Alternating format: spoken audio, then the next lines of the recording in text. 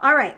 So the Galactic Federation is very similar to our own government. Representatives from different star systems who work together collectively on a council for the greatest good of the entire universe. So it's kind of like all the representatives from the different constellations. There's reps from each one, and they all come together, work together like a government almost, and keep things clean and clear, because everything in the universe has an effect on everything else. And we don't realize that as human beings here on Earth, because we don't recognize that there's anything else living or important in the universe, right?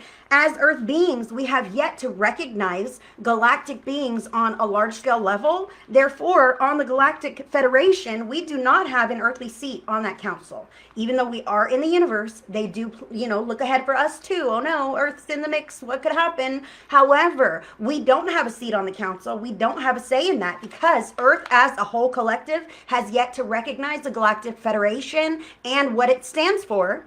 Therefore, they do not recognize us with our own seat in the council at the table. At this time, just at this time, and times will change, I'm sure.